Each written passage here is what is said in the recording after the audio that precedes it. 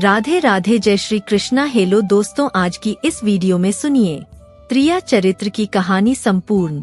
एक समय की बात है कि देव ऋषि नारद जी भगवान विष्णु के पास गए। शिवगागा में वहां पर भगवान विष्णु अपने शेष सैया पर योग निद्रा में मग्न थे। तब नारद जी ने प्रभु को प्रणाम किया। तब भगवान विष्णु से नारद जी ने पूछा, हे प्रभु, यह त्रिया चरित्र क्या है? तब भगवान विष्णु ने बताया कि त्रिया चरित्र एक ऐसी कहानी है जिससे सुनने के बाद कोई भी मनुष्य किसी से धोखा नहीं खाता है।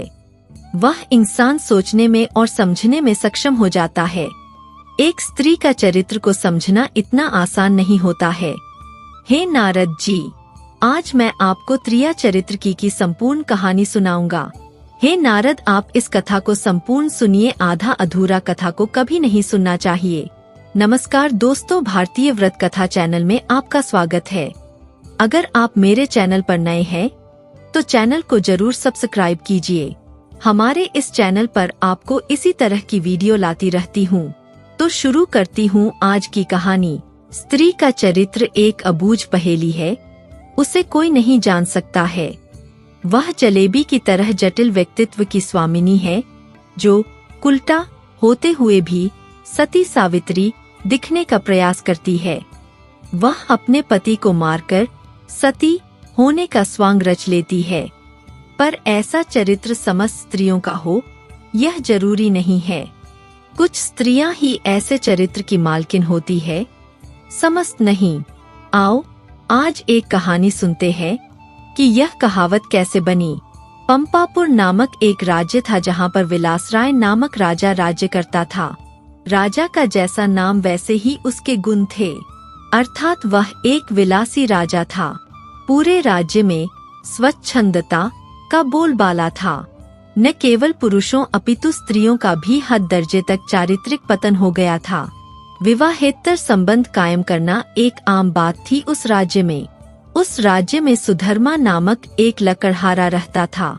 उसकी पत्नी का नाम सुलक्षणा था।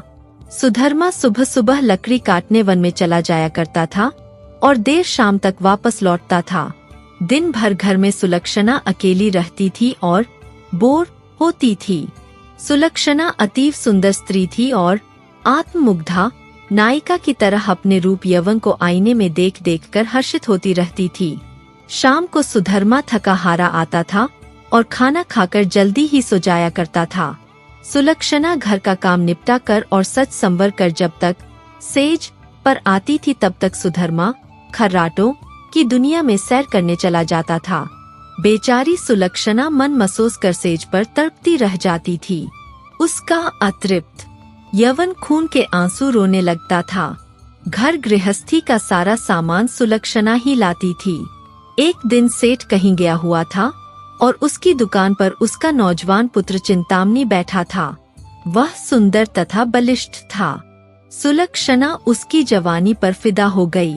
सेठ के बेटे चिंतामणी ने भी सुलक्षणा जैसी सुंदर और सुडौल स्त्री पहली बार देखी थी, इसलिए वह भी सुलक्षणा की ओर आकर्षित हो गया। दो जवां प्यासे दिल मिल गए तो अब बदन मिलना भी आवश्यक हो गया था। चिंतामणी ने एक मिलन स्थल भी खोज लिया था। सुलक्षणा रोजाना सुधर्मा के सो जाने पर चिंतामणी से मिलने जाने लगी और वह सुबह होने से पहले वापस आ जाती थी। सुलक्षणा और चिंतामणी की रंगरेलियां बेरोक टोक चलने लगी। एक दिन सुधर्मा जंगल में लकड़ी काटने गया तो उसने देखा कि एक साधु बेहोश पड़ा है। सुधर्मा ने उस साधु पर ठंडे जल के कुछ छींटे मारे तो साधु ने आंखें खोल दी। सुधर्मा ने साधु को बैठाया और ठंडा जल पिलाया तो उसमें कुछ जान आई। थोड़ी देर बाद उसे खाना भी खिलाया तो उसके बदन में थोड़ी ताजगी आ गई और वह चहलकदमी करने लग गया। सुधर्मा ने उस साधु से आग्रह किया कि कुछ दिन वह उसका आतिथ्य स्वीकार करे। सुधर्मा के आग्रह को साधु महाराज टाल नहीं सके और शाम को वे साधु महाराज सुधर्मा के साथ उसके घर आ गए। साधु को देखकर सुलक्षणा के तन बदन में आग लग गई। उसे लगा कि अब उसकी चोरी पकड़ी जा सकती है, इसलिए वह साधु को घर में नहीं रखने की जिद पर अड़ गई। सुधर्मा ने उसके सामने समर्पण करते हुए कह दिया कि साधु महाराज बस 1-2 दिन ही रहेंगे।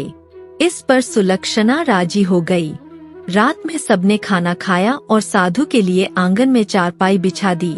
सुधर्मा खाना खाने के तुरंत बाद ही सो गया था, लेकिन सुलक्षणा की आंखों में नींद कहाँ थी। वहाँ तो चिंतामणी की सूरत बसी हुई थी। उसका मन उड़कर चिंतामणी के पास चला गया था, मगर बदन तो सुधर्मा के घर में ही पड़ा था। यौवन को मन से ज्यादा तन की जरूरत होती है।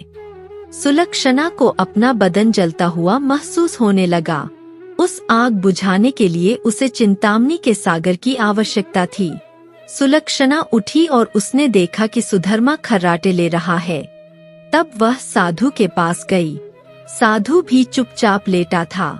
सुलक्षणा ने उसे सोता हुआ जाना और फिर वह बन संवर कर चिंतामणी से मिलने के लिए चल दी। साधु एक अनजान व्यक्ति के घर में ठहरा था और सुलक्षणा ने उसे बड़ी मुश्किल से घर में रहने दिया था, जबकि उसने यहाँ रहने के लिए कहा ही नहीं था। सुलक्षणा के व्यवहार को देखकर दाल में जरूर कुछ काला है, साधु महाराज के मन ने कहा, और वह सोचता ही रहा। इसलिए उसे नींद नहीं आई और उन दोनों के क्रियाकलाप देखता रहा। जब सुलक्षणा उसके पास आई तब वह दम साधकर चुपचाप लेटा रहा। उसने सुलक्षणा को बन संवर कर कहीं पर जाते हुए देख लिया था, मगर वह चुपचाप पड़ा रहा। उसने यह भी देख लिया था कि भोर होने से पहले ही सुलक्षणा वापस आ गई थी। उसे अब सारा माजरा समझ में आ गया था। दूसरे दिन सुधर्मा जब जंगल से लौटा तो साधु ने उसे अपनी पत्नी से सावधान रहने को कहा और यह भी कहा कि उसकी पत्नी किसी से मिलने रात को कहीं जाती है। इस पर सुधर्मा को सुलक्षणा पर बहुत गुस्सा आया और उसने सुलक्षणा को मारा पीटा भी बहुत। उसने सुलक्षणा को एक खंभे से बांध दिया और सो गया। सुधर्मा के मकान के पड़ोस में हरिराम नाई रहता था, जिसकी पत्नी का नाम सुशीला था। सुलक्षणा की तरह सुशीला भी एक चरित्रहीन स्त्री थी। उसका भी एक यार था। चूंकि दोनों एक ही नाव पर सवार थीं, इसलिए दोनों घनिष्ठ सहेली बन गई थीं।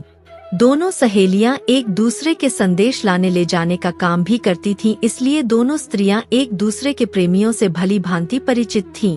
उस रात जब काफी देर तक सुलक्षणा नहीं आई तो चिंतामणी को चिंता होने लगी। वह भागा भागा सुशीला के पास आया और सुलक्षणा को बुला लाने के लिए सुशीला से कहने लगा। सुशीला सुलक्षणा के घर गई तो उसे खंभे से बंधा पाया। तब सुलक्षणा ने सारी कहानी बता दी। सुशीला ने चिंतामणी का संदेश सुलक्षणा को दिया तो सुलक्षणा ने अपने बंधे होने की मजबूरी बता दी। इस पर सुशीला ने कहा, ऐसा कर, मैं तेरे बंधन खोल देती हूँ। तू चिंतामणी से मिल आ, तब तक मैं यहाँ बंधी रहूंगी। उसके इस प्रस्ताव पर सुलक्षणा की बांछें खिल गई और वह अपनी जगह सुशीला को बांधकर चिंतामणी से मिलने चली गई। साधु महाराज यह सब खटराग देख सुन रहे थे, मगर वे चुपचाप खाट में दम साधे पड़े रहे। रात में जब सुधर्मा की नींद खुली तो उसे सुलक्षणा पर थोड़ी दया आई और उसने सोचा कि उसने कुछ ज्यादा कठोर रूप धर लिया है। अब सुलक्षणा को खोल देना चाहिए। लेकिन मन ने कहा, अगर वह फिर से अपने प्रेमी से मिलने चली गई तो? अब इस सवाल का कोई जवाब नहीं था उसके पास। उसने सोचा कि इस बार यदि सुलक्षणा वचन दे दे कि वह अपने प्रेमी से मिलने नहीं जाएगी, तब वह उसे खोल सकता है। सुधर्मा ने जोर से आवाज लगाई, कलंकिनी, अगर मुझे तू यह आश्वासन दे दे कि तू उससे मिलने नहीं जाएगी तो मैं तेरे बंधन खोल दूंगा। लेकिन वहाँ पर तो सुलक्षणा नहीं अपितु सुशीला बंधी हुई थी। सुशीला ने सोचा कि यदि वह कुछ भी बोलेगी तो उसकी आवाज से सुधर्मा को पता चल जाएगा कि वह सुलक्षणा नहीं कोई और है, तो फिर सारा भांडा ही फूट जाएगा। इसलिए वह कुछ नहीं बोली और चुप रही। उसके इस तरह चुप रहने पर सुधर्मा को गुस्सा आ गया और उसने गुस्से में आकर कुल्हाड़ी फेंक कर दे मारी। कुल्हाड़ी सीधी सुशीला की नाक पर जाकर लगी और उसकी नाक कट गई। वह अंदर ही अंदर सारा दर्द सहन कर गई, मगर उसने एक भी कराह नहीं निकलने दी। कुल्हाड़ी फेंक कर मारने से सुधर्मा का गुस्सा थोड़ा ठंडा हो गया और वह सो गया। उधर सुलक्षणा आज जल्दी ही वापस आ गई और जल्दी जल्दी सुशीला के बंधन खोल डाले। तब सुशीला ने अपनी कटी हुई नाक दिखाई और सारा वाकया सुना डाला। सुलक्षणा यह देखकर और सुनकर कांप उठी, मगर अब क्या हो सकता है। सुशीला अपने घर को चली गई और सुलक्षणा फिर से उसी खंभे से बंधी खड़ी हो गई। साधु बाबा चारपाई पर पड़े पड़े यह सारा त्रिया चरित्र देख रहे थे। थोड़ी देर बाद जब सुधर्मा की नींद खुली तो उसने अपनी पत्नी सुलक्षणा से फिर कहा, देख, तू अब भी मुझसे सच सच कह दे और मुझे यह वचन दे दे कि तू फिर कभी उससे मिलने नहीं जाएगी तो ठीक रहेगा, नहीं तो जिस प्रकार मैंने तेरी नाक काटी है अब तेरे दोनों कान भी काट दूंगा। फिर तू नकटी और बूची हो जाएगी, तब तेरा घर से निकलना ही मुश्किल हो जाएगा। इन शब्दों को सुनकर सुलक्षणा के षड्यंत्रकारी दिमाग में एक युक्ति सूझी। उसे पता था कि नाक उसकी नहीं सुशीला की कटी है और इस बात का पता सुधर्मा को नहीं है। इस नासमझी का फायदा उठाना चाहिए। तब उसने त्रिया चरित्र दिखलाते हुए नाटक करना शुरू कर दिया और जोर जोर से रोना शुरू कर दिया। रोते रोते बोली, तुम मर्द लोग बड़े बेरहम होते हो। अपनी पत्नी पर झूठा इल्जाम लगाकर उसकी नाक काट देते हो। मैं कोई कुलटा स्त्री नहीं हूँ जैसा कि तुमने मुझ पर आरोप लगाया था। मैं एक पतिव्रता स्त्री हूँ और मैं आज तुम्हें यह सिद्ध करके दिखा दूंगी कि मैं कितनी सती, नेक और पतिव्रता हूँ। ऐसा कहकर उसने आसमान की ओर देखा और भगवान को संबोधित करते हुए बोली, हे प्रभु, हे माता गौरी, हे समस्त देवी देवताओं, हे दसों दिशाओं, आप सभी मेरी बात ध्यान से सुनो और मेरे साथ न्याय करो। मैं यदि तन मन और वचन से एक पतिव्रता और सती स्त्री हूँ तो मेरे पति ने मुझ पर बच्चलन होने का आरोप लगाकर जो मेरी नाक काटी है वह नाक फिर से जुड़ जाए और एक पतिव्रता स्त्री क्या होती है यह पूरे जग को पता चल जाए और वह ओम नमो भगवते वासुदेवाय नमः का जाप करने लगी। सुधर्मा यह सब देख और सुन रहा था। अभी 3-4 बार ही मंत्र का जाप हुआ था कि सुलक्षणा चीख पड़ी, मेरी नाक जुड़ गई, मेरी नाक पहले जैसी हो गई। हे भगवान, तेरा लाख लाख शुक्र है जो तूने एक पतिव्रता स्त्री की लाज रख ली और मुझ पर बच्चलन होने का झूठा आरोप जो मेरे पति ने लगाया था उसे खारिज कर दिया। मैं आपका यह उपकार जिंदगी भर नहीं भूलूंगी भगवान। और उसने नीचे धरती पर झुककर भगवान को प्रणाम किया। तब तक सुबह हो गई थी। सुधर्मा को उसकी बातों पर विश्वास नहीं हुआ, इसलिए वह उसके पास गया और उसकी नाक को छूकर देखा, वह पहले जैसी ही थी। वह सुलक्षणा को आश्चर्य से देखता ही रह गया और अपनी गलती पर पछताने लगा। उधर सुशीला ने अपने चेहरे पर एक कपड़ा इस तरह लगा लिया कि नाक दिखाई नहीं दे। सुबह होने पर नाई हरिराम अपनी दुकान जाने लगा तो उसने अपनी पेटी संभाली। उसमें एक बड़ा वाला उस तरह नहीं था। उसने सुशीला से कहा कि बड़ा वाला उस तरह ला दे। सुशीला नाक कटने से चिढ़ी हुई सी थी तो उसने हरिराम की तरफ एक चाकू फेंक दिया और कहा, ले, यह ले तेरा बड़ा वाला उस तरह। बड़े वाले उस तरह की जगह चाकू देखकर हरिराम का पारा 7वें आसमान पर चढ़ गया। उसने अपनी पेटी खोली और एक छोटा उस तरह निकाला और उसे सुशीला की ओर फेंक कर मारा। सुशीला की चाल कामयाब हो गई। वह यही तो चाहती थी। उसने उस तरह हाथ में पकड़ा और जोर जोर से चिल्लाने लगी, अरे मेरी नाक काट दी, हाय मेरी नाक काट दी। उसकी आवाज सुनकर अड़ोसी पड़ोसी आ गए और वहाँ भीड़ लग गई। लोगों ने देखा कि सुशीला की नाक कटी हुई है और उसके हाथ में एक छोटा उस्तरा है। सुशीला कहे जा रही थी कि उसके पति ने उसे बच्चलन बताकर बेवजह ही उसकी नाक इस उस्तरे से काट दी है। लोगों ने सुशीला की बात सही मान ली और हरिराम नाई की खूब धुनाई कर दी। इतनी देर में राजा के सिपाही आ गए और हरिराम नाई को पकड़कर ले गए। राजा की अदालत में मुकदमा चला। सुशीला ने स्वयं को सती सावित्री पतिव्रता बताते हुए अपने पति पर आरोप लगाया कि उसने उसे बच्चलन बताकर उसकी नाक उस उस्तरे से काट ली थी। उस्तरा भी था और सुशीला की नाक भी कटी हुई थी। एक पत्नी अपने पति पर मिथ्या आरोप क्यों लगाएगी?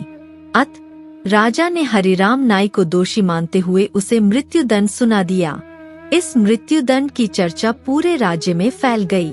सुधर्मा के घर में ठहरे हुए साधु महाराज ने भी जब हरिराम नाई को मृत्युदंड की बात सुनी तब वह विचलित हो गया। उसे दोनों स्त्रियों के त्रिया चरित्र का संपूर्ण ज्ञान था, जिसकी चपेट में एक निर्दोष व्यक्ति हरिराम नाई आ रहा था और अपनी जान से हाथ धो रहा था। तब वह राजा के पास गया और संपूर्ण घटनाक्रम राजा को कह सुनाया। राजा ने सुधर्मा और सुलक्षणा को दरबार में बुलवाया और कड़क सारी बातें सच सच बताने के लिए कहा। तब सुलक्षणा और सुशीला ने सारी बातें सच सच बता दी और अपने स्वांग को भी बता दिया। अब मामला पूरी तरह से साफ हो चुका था। दोनों स्त्रियों का अपराध सामने आ गया था और हरिराम नाई निर्दोष सिद्ध हो गया था। इस षड्यंत्र के लिए दोनों कुलटाओं को भीषण दंड दिया जाना था, लेकिन स्त्री, बालक और साधु को मृत्युदंड नहीं दिया जा सकता है। इस शास्त्रीय विधान के अनुसार दोनों स्त्रियों के नाक कान काटकर उन्हें छोड़ दिया गया। वीडियो अच्छा लगा हो तो लाइक कीजिए, चैनल को सब्सक्राइब कीजिए भारतीय व्रत कथा चैनल को। हमारे इस चैनल पर आपको इसी तरह की वीडियो लाती रहती हूँ।